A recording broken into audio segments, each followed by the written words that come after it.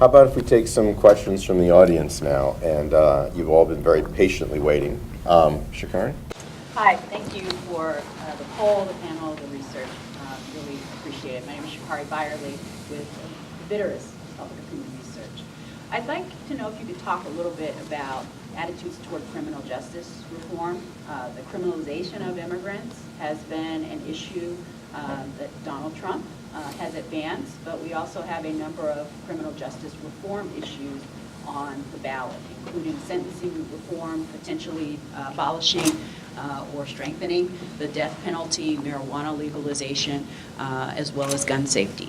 Let me just repeat the question because you only just now got the microphone, which is, what does the poll show or your experience show about criminal justice questions and Latino voters, including the items that are on the ballot, including death penalty and sentencing reform and issues like that? Because not all that's in the poll, Sure. but just anything else you've seen. That You can start, Adrian, and I'll add. Yeah, so in one of the tracking polls that we asked some questions related to law enforcement, faith in law enforcement, and I think it still skews toward the optimism. I think Latinos are still have faith in law enforcement in spite of the high-profile incidents that have occurred not only in the Black community but in the Latino community. So that's something that we need to explore a little bit more. But you know, those types of issues have been, I would use the term underexplored among the Latino population.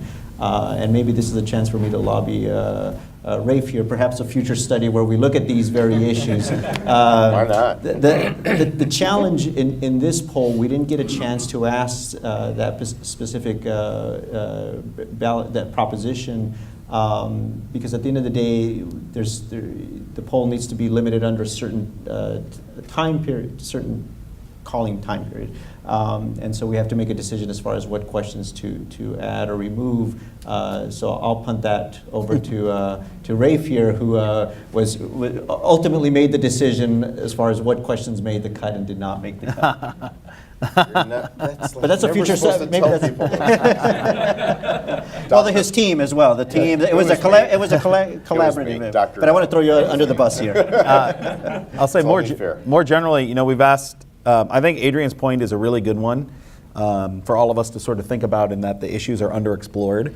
Those have been issues that have been sort of much better defined and owned in the African American community. And even though they affect Latinos at about the same rates in terms of percentages, they have not been at the forefront of mobilization, except for the sort of criminalization of immigrants in terms of ICE and secure communities and 287G and those sorts of things have been certainly, but not the more specific law enforcement ones. And so that's something that we should push on more, to sort of collect public opinion data, but also get organizations involved on those things. We have polled on issues of gun safety issues. Right.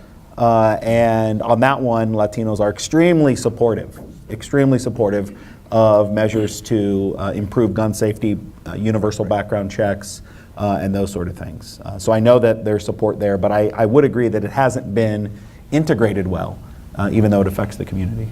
Yeah, go ahead, Efrain. Just a quick question, Adrian and Matt. I know the poll is particularly of LA County registered Latino voters, but just for you, since you've been doing polling nationally, any surprises for you in terms of, you know, variations in the attitudes of Latino registered voters in LA as compared to other major Latino areas, right? Whether it's in Nevada, Arizona, or Florida. Just curious, any surprises for you that you saw there? I would say that the engagement levels enthusiasm levels are picking up here in Los Angeles, but they still do lag behind what we're seeing in our other state polls. I think Adrian reported 71% said that they were certain to vote, and we're having that number usually around 80 or higher in our national tracking, as well as in the state battlegrounds in Florida and places that's like 86, 87. So I think the number is actually up for Los Angeles, that 71, because as Adrian mentioned earlier, it seems as though there's more engagement here than there was in 2012, when there seemed to just be less at stake. And And so I want to see those numbers continue to improve. On some of the other metrics, I think, the Latino population here in terms of public opinion looks fairly similar to the population nationally, with the exception of Florida, which is changing. But I think it looked pretty similar. But that's the issue I would focus on. And if there's one thing to work on, I would say it's that raising that civic engagement to get that number up to 86%. I have to say, when I left go ahead. the mic, before I give it back to you, I'm going to ask. Go ahead. Can you also then touch a little bit about, people are talking a lot about North Carolina and Florida, but there's so much energy in Arizona. Do you really see this enthusiasm being sufficient and the Latino electorate growing enough to push a tipping point, or do you think that's still far off? I would say with respect to Arizona, it's certainly a battleground state this year. We're investing a lot in not only field, but in campaign ads. Just announced another $1 million of ad buys in Arizona. And so Arizona is a state that certainly is being contested. And if that state flips or is even narrow, that will be almost entirely because of the growth of the Latino population. It's growing incredibly quick, and the engagement is starting. As you know well, it started in 2010 with 1070, with SB 1070 and the racial profiling bill. And now, so there's already a ground infrastructure in Arizona. It's not like North Carolina where there's a very, very small infrastructure. Arizona has it. And so we're seeing those community groups are really active in Arizona, and I expect that Arizona will have a much higher turnout rate of its Latinos in 2016 compared to Latino turnout in 2012, when Arizona didn't seem winnable. Yeah. Did you ask how many are voting for the first time, or second, third elections? No, we didn't get a chance to ask that question. We didn't have that, but we'll have that in some national surveys that we're doing. And I know an anecdote from Florida where they have race on the voter file. And Dan Smith, who's a professor at the University of Florida and has been blogging and tweeting pretty extensively about the early vote, he released a data point a few days ago that among all of the Latino early vote that's been cast so far, and it's about 500,000 ballots, I think he said 29% were first-time registrants or had no presidential vote history. So about just under a third. That number could be increasing, and so we know that it's a community that grows every year. Yes, sir. Yes, good morning. Did you ask to the voters how many were more interested on the measurements, like state measurements, versus the national election? Well, so the question is, are they more interested in The local the local measurements than just the national? Well, we didn't ask that question specifically, but we do know that during a presidential election, it does drive up voter interest because there's so much media attention being played to the political contest when we have what we call these off-year elections, when we don't have a presidential election.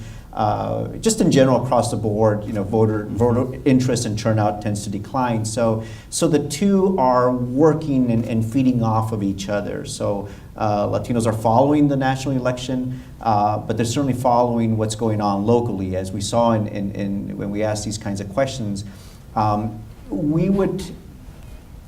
would have some serious issues if a large percentage of Latinos were in the don't know category, or I haven't heard of this initiative.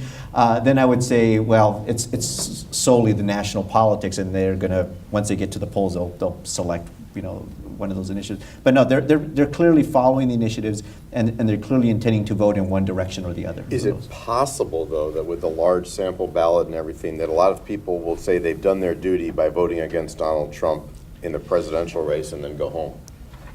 Boy, I was asked that question yesterday, and I didn't have a good answer. And I don't know if I have a good answer today. I don't think, I'm going to defer to my other political science colleague here. I haven't looked at that issue carefully, this idea, and I have anecdotal evidence from focus groups that I've done where Latinos take the vote very seriously and are worried. They say, look, I don't know how, who these judges are, so I'm just going to leave that blank. But I'm going to, so I've heard those anecdotes, but I haven't seen systematic data to report how many then vote at the top of the ticket and then slowly roll off. But have you come across anything? No, I think it's a good question. That's a good question in 2016, Especially this year, yeah. especially in a state like California that may not have their high profile. If there is a bump, are there any folks who are coming out to vote against Trump? And we'll be able to see that on election night when we start seeing the returns to see what the roll-off is. So we can look at the total number of votes on the presidential, and then we can subtract the total number of votes on Prop 61 or these other initiatives. That would be the best indicator, because that, of course, is the initiative that has gotten the most commercials, at least. I think we have a follow-up Just question. a brief little comment. I asked that question because in my radio show, many of the listeners, ask me, what is this judge voting thing? They don't know. So, that's the reason why I asked, because in many comments they were only excited in regards of the presidential election, but they don't know, many of them don't know about the 17 initiatives, about the judges they are out of the space. So perhaps in 2016, 17, 18, you might have something in regards of this matter. Thank you. I could only imagine the agony of Measure M supporters when a county measure is at the bottom after all of that stuff.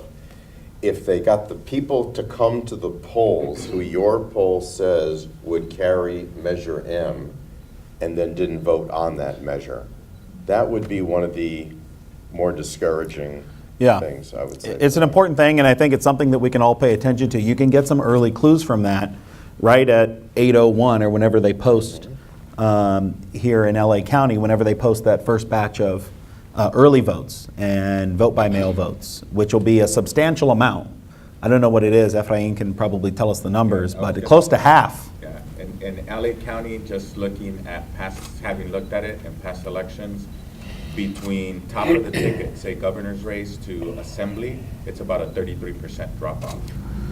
Wow. So about 33% of the voters just don't even Fewer. get to that. I mean, before you even get to the legislative races? By the time you get to assembly races, the difference between voting for governor and voting for assembly is a 33% difference in the number of people voting. And we'll be able to observe that. You can look at that on election night when those early votes come in and just subtract the difference and see if that continues. But that's definitely a disturbing trend. Now we're in the future going to have more elections here as the city council is consolidated now with statewide. But I'm glad you asked that question, because you mentioned you're in radio, right? That speaks to the power of radio, that speaks to the power of Spanish media to inform voters, get the message out. By the way, these are the initiatives, these are the candidates. Don't leave it blank. You can get more information if you go on to our show, or if you do, so voter guide. So that's that's the power of Spanish media and other media to inform voters.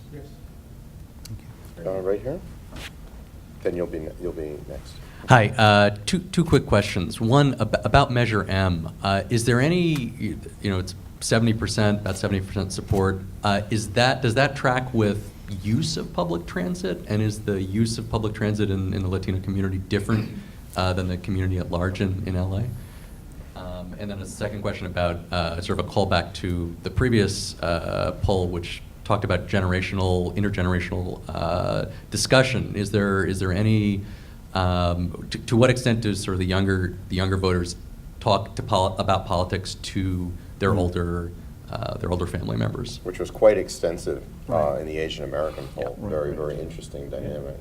Yeah, in this survey, so one of the things with Measure M, I would have to have other kind of data points to see, well, what percentage of Latinos are use public transportation. We don't have a question specifically there about the use of public transportation, but the fact that among immigrants in particular, very supportive of the public transportation measure, that says to me, look, why would immigrants be supportive? For me, it says these are individuals that are largely relying on public transportation to get to work, to get to various places throughout the city. So I would suspect that those two would be then highly correlated, the use of public transportation and support for public transportation. It would be very odd if they were not related, but the fact that we're seeing it among immigrants is an indication of that relation. Your second question, remind me of the Intergenerational. Yeah, intergenerational dialogue on Parents on and politics. kids. Now, we didn't specifically ask that, but do you have any, Yeah, any information? other studies, on yeah, that? that's a well-known dynamic. And when I speak to younger audiences, we see those discussions taking place. That it's young people that are informing their parents, that are having conversations with their parents. In the tracking poll, one of the more interesting questions that we asked related. This is a separate poll related to engaging in conversations about politics, and it was the immigrant community that had higher levels of engagement in politics. Now, we do know from other social science research that it's young people in the immigrant community in particular that are educating their parents about politics. So, if you connect all those dots, what's really driving those conversations and that interest in politics is young people. But there's still that cynicism that's there in terms of that, when we're asking young people to evaluate the candidates or the enthusiasm for the candidate, there's still some of that disconnect that's I there. have to say, partly comparing it to the previous poll, this does seem different in the sense that this seems like in our previous poll, the native-born young people were driving the engagement of the older foreign-born people, and that does not seem to be to the same degree. You have a here. much stronger sense of civic engagement. You have more organizations and institutions. Adrian pointed out that on those questions about certain to vote and enthusiasm, that Spanish speakers or the foreign-born were about 10 points higher. And there's long-standing, findings of Latino immigrants participating at higher rates. And in the Asian American community, it generally is the exact opposite. There's a much bigger, in fact, immigrant community. They're closer to 3/4 immigrant among their eligible voting, and we're closer to 45%. But they're not as engaged. So it's not surprising that you would find sort of like the millennial US-born Asian American population much more engaged. And we're finding in the Latino community, it's immigrants that are more engaged, because a lot of that activism in Los Angeles, historically, going back to the 187 days, has activated around immigrant communities. And so those immigrants continue to be engaged. It's a consistent finding, and it's one that used to not be there. If you go back before the 1990s and look at any published research, if you were an immigrant, you were less likely to vote, less likely to talk about politics, et cetera. Now we see that flipping in almost every study we do among Latinos. So. Hi, Angelica Peña with Naleo Educational Fund. So in the Naleo tracking poll, there was some findings about the lower contact rate that campaigns and issues have with Latinos in California, in Texas, and in New York, I think were the three. How do you think that's overlays with this research in terms of LA County voters and whether or not somebody is actually inviting them or having discussions with them about what's on the ballot? Especially in the context of what we do beyond this 2016 election. Like, what does that speak to what we'll see in 2017 for local elections that are going to strictly be on LA County voters in LA County and not necessarily on a national level? Yeah, great question. I mean, what we know about Latino political participation, this is true of other communities, is that people engage in politics because they have the resources to go to politics or because politics comes to them in the form of mobilization and contact. Politics coming to these communities is critical, and so even if the numbers do not seem high from our perspective, 40, 50% in some cases, but that's historically pretty high actually. So the contact rate and not only is the contact rate relatively high, but it's largely carried out by the Democratic Party. So that speaks to a lost generation on the part of the Republican Party. The type of voters are going to be losing because they're not engaging the Latino community. It's largely the Democratic Party that is engaging, that is doing the contacting.